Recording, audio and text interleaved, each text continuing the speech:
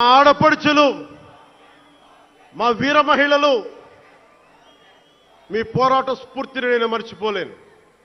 మీరు నా దృష్టిలో, ప్రజల దృష్టిలో, అందరి దృష్టిలో మీరు రాణి రుద్రమ్మలు, వీరనారి గున్నమ్మలు, మా జనసేన వీర మహిళలు. మా జనసేన ఆడపడుచులు అందరి క్షేమం కాంక్షించే సూర్యదేవుని లేలేత కిరణాలు. తేడా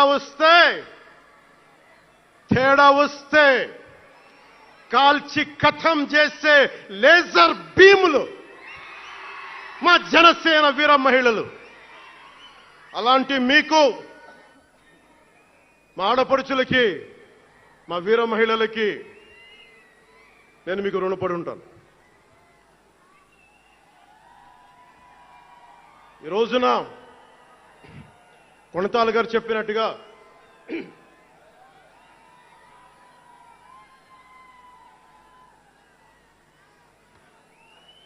సీనియర్ నాయకులు కొణతాల గారు చెప్పినట్టుగా ఈరోజు హోలీ పర్వదినం. రంగులు, ఉత్సాహం, మైత్రిని పంచే పండగ. చెడు పోయింది, మంచి వచ్చిందని చెప్పి రంగులు జల్లుకునే పండగ. మన జయకేతనం ఎగరవేసిన రోజున హోలీ కూడా రావటం యాదృచ్ఛికం కాదు, భగవంతుడి నిర్ణయం. అందుకని దేశ ప్రజలందరికీ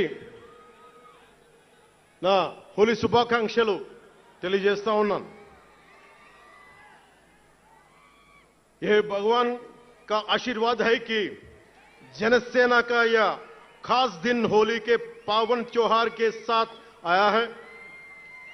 मेरे लिए होली रंगों का त्योहार है, एकता का त्योहार है, दोस्ती का उत्सव है, खुशी और उल्लास का पर्व है. इस शुभ अवसर पर मैं इस मंच से, पिठापुरम से आप सभी को होली की हार्दिक शुभकामनाएं देता हूं.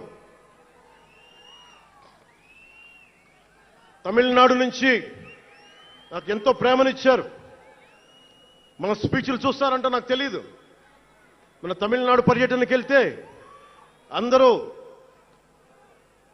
నాకు ఎంతో ప్రేమనిచ్చారు. షణ్ముఖ యాత్రకి వెళితే నేను తమిళనాడులో చాలా కీలకమైన దశలో ఉన్నవాడిని, పెరిగినవాడిని. సుబ్రహ్మణ్య భారతీయారిని స్ఫూర్తిని నింపుకున్నవాడిని. అలాంటి తమిళనాడు ప్రజలందరికీ నా మనస్ఫూర్తిగా మీకు నా నమస్కారాలు.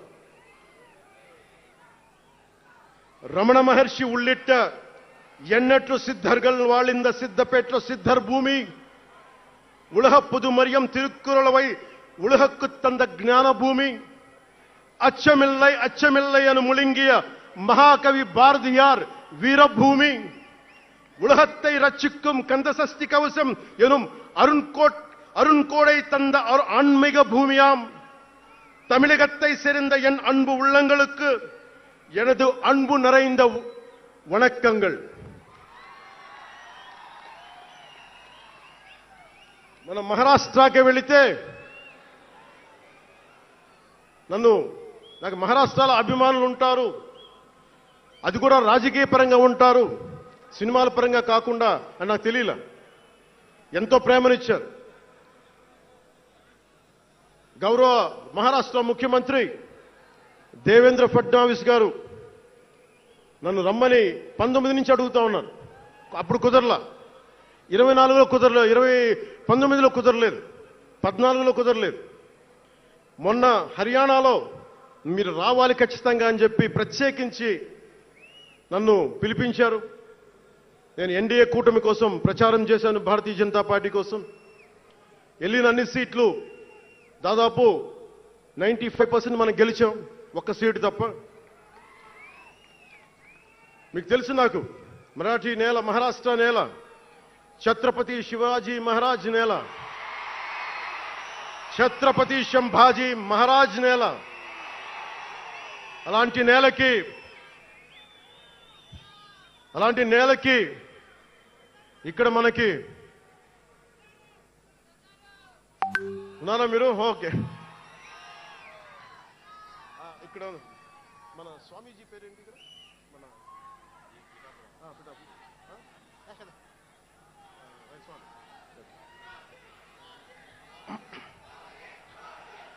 छत्रपती शिवाजी महाराज आणि छत्रपती संभाजी महाराज यांच्या महाराष्ट्र भूमीतून आलोल्य सोलापूर, लातूर, बिल्लारपूर सारख्या जिल्ह्यांतील जनसैनिकांना माझा मनपूर्वक नमस्कार. అలాగే కర్ణాటక నుంచి వచ్చిన అభిమానులకి,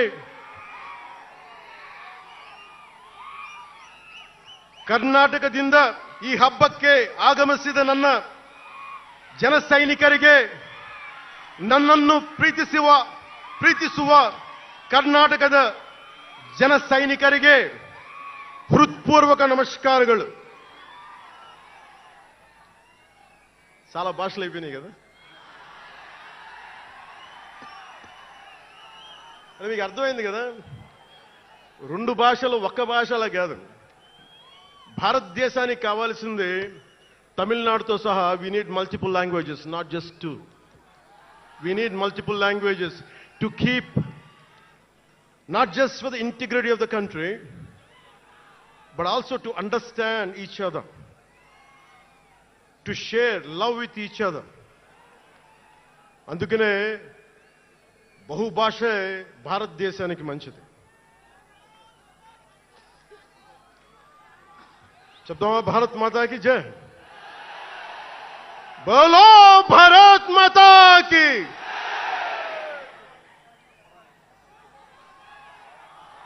అలాగే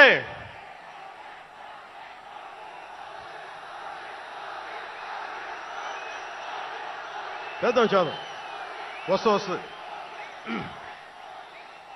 ఇందాక స్టేజ్ పైకి వచ్చేటప్పుడు కిందకి వెళ్ళా. మళ్ళీ సభ ముందు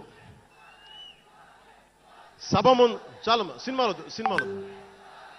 ఆపండి. చాలు ఓజీ చాలు.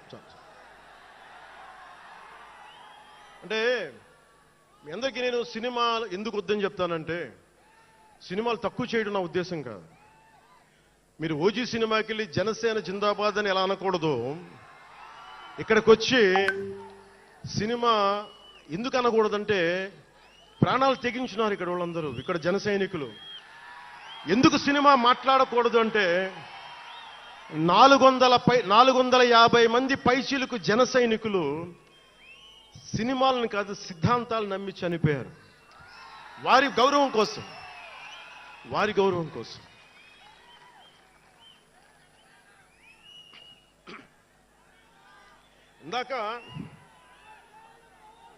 ఇందాక వద్దాం, అవి కూడా వినండి. మీరు వింటలేదని అర్థం. నా పేరు అరుస్తున్నారు అంటే మీరు నా మాట వింటలేదని. నా మాట వింటే 151 ఉన్న సీట్లు పార్టీ పోయింది. అందుకే నా మాట వినాలి. కూర్చోండి.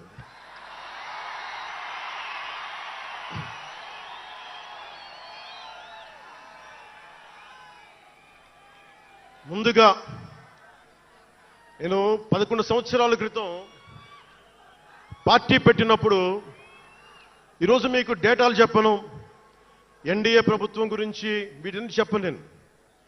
నేను మీతోటి 11 సంవత్సరాలు పార్టీని ఎలా నడిపాం, ఏ బేసిస్తో నడిపాం, నా కష్టాలేంటి, నేను పడ్డ ఇబ్బందులేంటి, కొన్ని పంచుకుంటాను. అన్ని పంచుకుంటే సంవత్సరం కావాలి. నేను ఓటమిలు ఎలా ఉంటాను, గెలుపులు ఎలా ఉంటాను, మీరు నా గుండెల్లో పెట్టుకున్న వాళ్ళు, మీరందరూ నా గుండెల్లో పెట్టుకున్నాను. మీకు మించిన కుటుంబం నాకు లేదు. అలాంటి నేను 2014లో ఒక్కడనే కూర్చొని జ్వలిస్తూ మదించిపోతూ, మన ఆలోచనతో మదిస్తూ ఎలా చెప్పాలి, పెద్ద రాజకీయాల మీద చాలా మంది కసరత్తులు చేసిన వాడిని కాదు. 2009లో అప్పుడు రాజకీయ ప్రస్థానం తప్ప. 2003లో నేను మా నాన్నకి చెప్పాను ఫస్ట్.